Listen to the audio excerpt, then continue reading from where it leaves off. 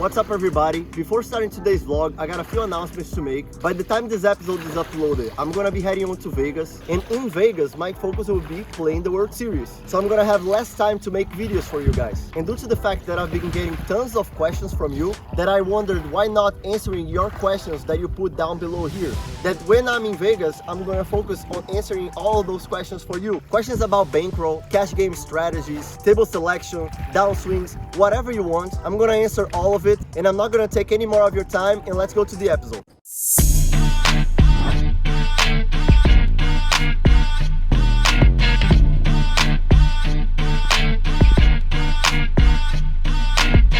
I'm all in. What's up everybody? We're at Coconut Creek Casino, South Florida. Beautiful casino, great game, pretty soft field. I'm loving Florida, especially the weather. I come from the north of Brazil, so it's pretty much the weather of my town. Right now it's 4:05. I'm probably gonna play some 1-3 here today. I made a research and you showed that 69% of this audience plays 1-2 and 1-3, so I thought, why not play the same thing that you guys play, and let's get it. What's up everybody? We're back to a 1-3 session here at Coconut Creek. My name is Romulo Dorea, and this is the Poker Profit channel, the first poker vlog created to help you becoming a better poker player. I buy in for 500, which is the max at the 1-3. First hand I get King 8 suited from the low jack, under the gun straddles to 5. I see the player in my left is about to fold his hand. I decide to open the raise with King 8 suited. This hand is out of my open raise range from the low jack, but if you already follow me for a while, you know that I like to build a loose image for myself. And here I think it's okay to open raise with King 8 suited. Only the button calls, so we go heads up to a flop that comes 10, 10, 3, rainbow. I missed the flop, but my range is still stronger than the button, open raising from the low jack. So I'm gonna c-bet. I c-bet to 30, button calls. If I didn't get any additional equity in this turn, I would probably check and give up on this hand. But after the 3 of hearts comes, I believe I can barrel at least once more. And in case he calls, I give up this hand. So that's what I do. I bet 75 and he quickly folds. Next hand I get 9 jack suited from the big blind. Cutoff raises to 7. Button and small blind call. I complete, so 4 players see the flop.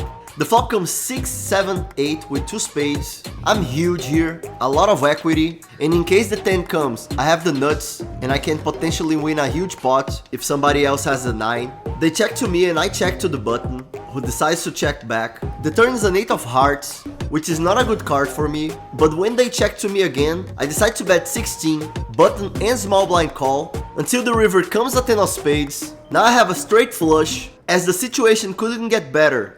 49. Small blind leads out $49. Amazing spot for me. Small blind could have either a flush, a full house, or a straight. So I want to extract maximum value here. His effective stack is 240. I think if I raise something like 129, it's gonna represent as much strength as if I put him all in. That's what I do. He folds. High hand. Whoa. High hand. High hand, table one. There is a high hand of $777, and we begin this session with a great start. I win the high hand. In the end, I discover I needed to pay 30% taxes over it, so that's what I do. In the end, I won $527 after tipping the dealers and the staff. I changed seats in this table so I could get a better footage, winning little more than $800 in less than an hour of session. Next hand I'm in the low jack, with pocket jacks, under the gun limps. I raise to 16 in position, hijack calls, then the big blind re-raises to $58. This is a pretty rare spot. I don't remember when it was the last time someone re-raised me from the big blind. Against the 1-3 field, most of the times the big blind is gonna have a great hand, so here I don't see any good reason to 4-bet. I think his range is mostly value, like jacks plus and ace king, maybe 10s. So here I decided to call in position and see a flop. Hijack calls as well, so 3 players see the flop. The flop comes king, king, 3. Now I'm losing to ace king as well. And when he shoves all in for 140,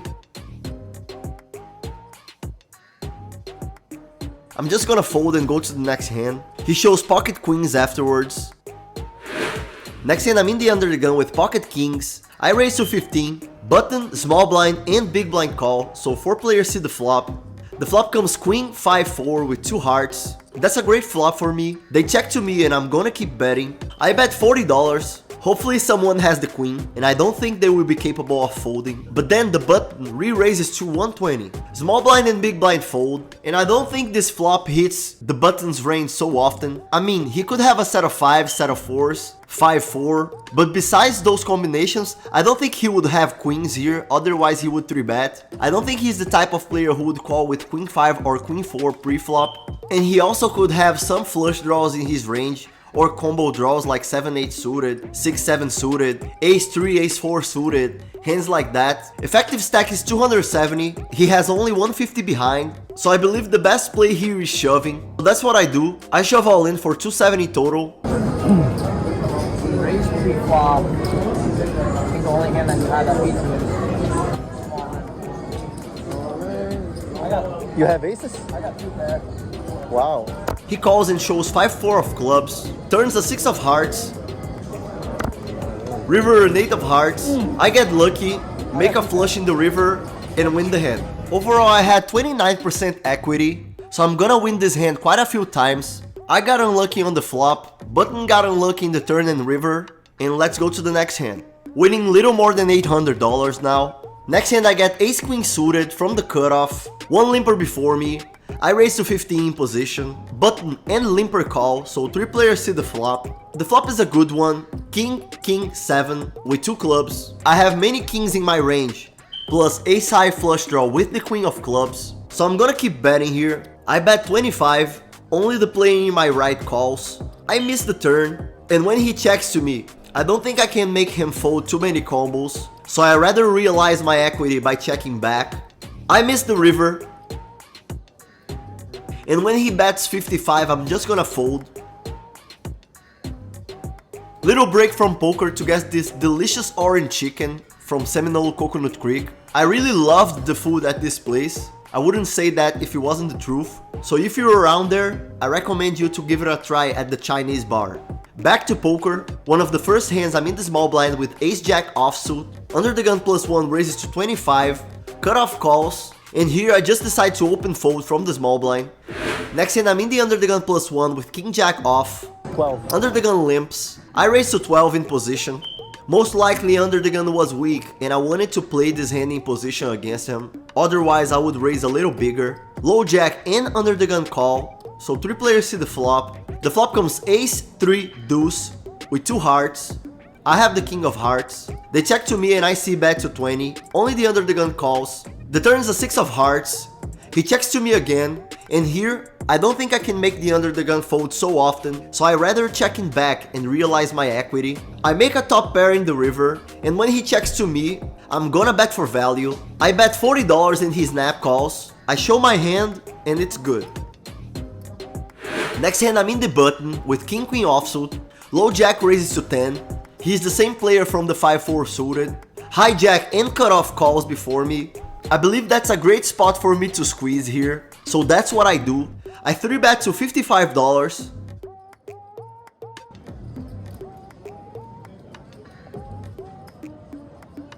Everybody folds and I take the pot. I folded ace queen suited. You have to see his YouTube. Okay, it is worth mentioning.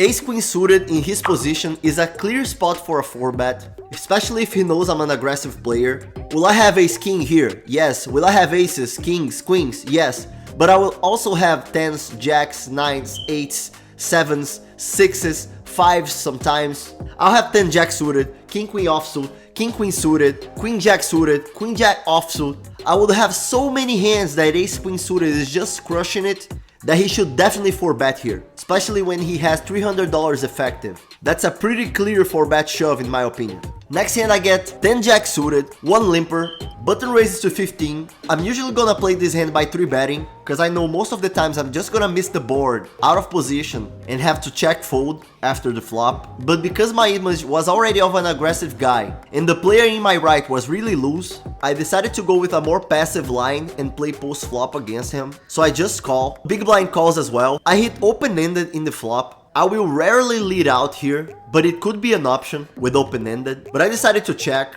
Everybody checks back. Turn comes a 6 of hearts.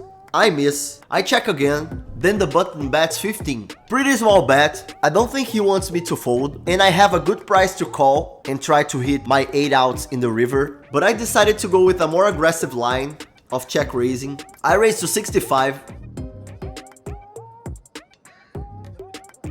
He calls. Hopefully we can smash the river with a king or an 8, which is not what happens. I miss and I check, giving up the hand. He checks back. He shows 7-9 offsuit and it's good. Next hand I get 8-10 suited from the hijack. The same player in the low jack limps. I raise to 15 position. Cut off in my left calls. Low jack calls as well, so 3 players see the flop. The flop is a pretty interesting one. I have a double gutter and a flush draw. I'm gonna definitely keep betting, hoping to make them fold. But in case they call, I still have a ton of equity with the spades or both of my gut shots. So I bet 35. 80. Cutoff raises to 80. Low jack folds. And here effective stack is 214. If I shove here, there's a big chance he's just gonna call me. But I still think it's better to shove than just to call. Because if I just call, he is still gonna be in position. And in case I hit a spade, for example, he could find a fold in the next following streets. So I decide to embrace the variance. In case he folds, I'm gonna take the pot. But in case he calls, most of the times I'm gonna still have a ton of equity. So that's what I do. I shove all in. All in. All in and a call. You have a flush draw? No. So we have a great race to play. He calls. He shows ace queen. We have a nice race. Turns a 4 of hearts. River is a deuce of hearts, and I lose the hand. What?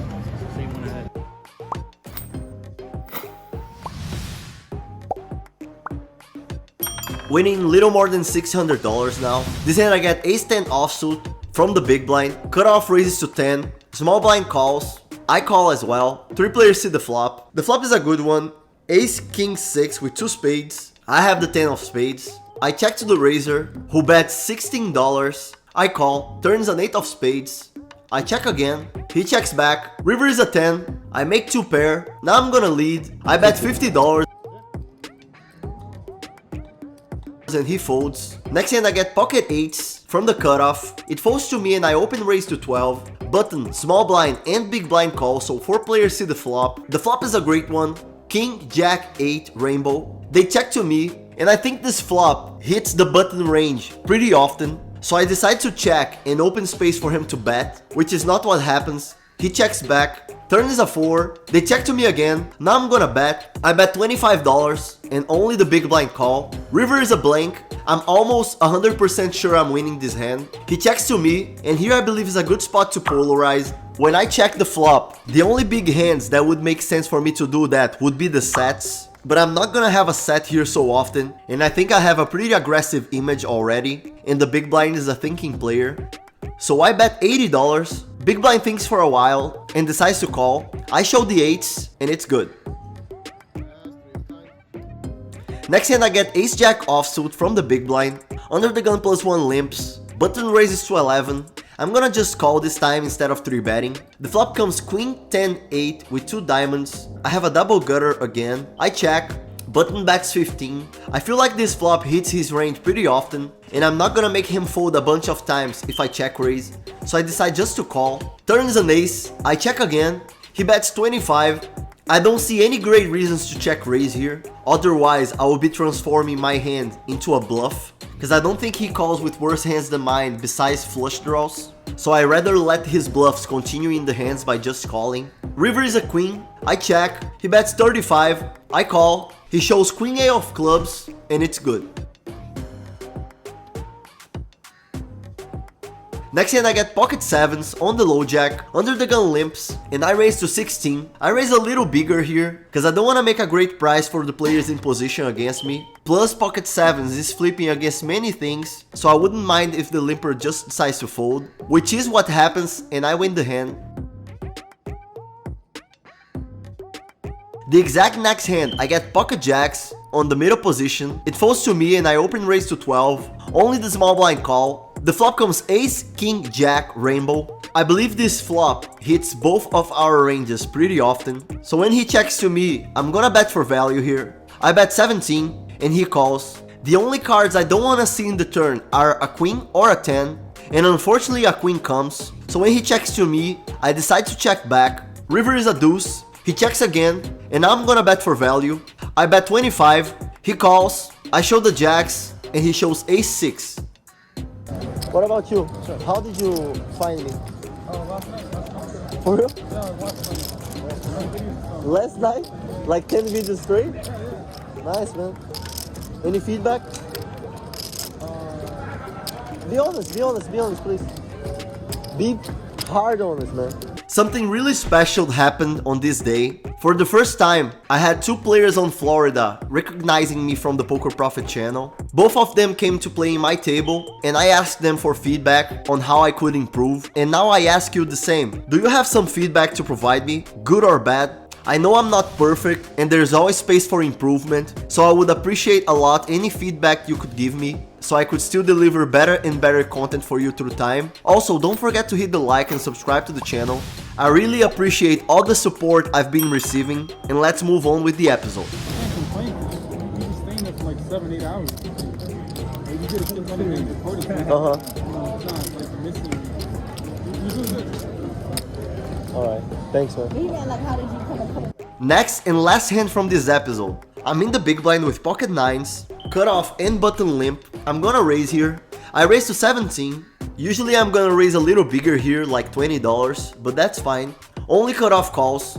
The flop is a good one, 6-6-5 rainbow. I'm gonna keep betting here. I bet $30, and then cutoff re-raises pretty fast to $80. Tough spot here. If there was a flush draw in this board, I would just go all in, because he would have many more hands that I'm winning here that justifies him to raise. But without any flush draw in the board, also he was playing really tight. This is a really close spot, because 9s are a decent hand, but still effective stack 230. I'm out of position. I'm not a big fan of calling because I'm gonna lose strength in the majority of the turns. So I decided to make an exploitative fold. I might be wrong here, but that's what my instinct told me to do, and I decided to follow it. End of session here. Great session overall. Won around $700 this session.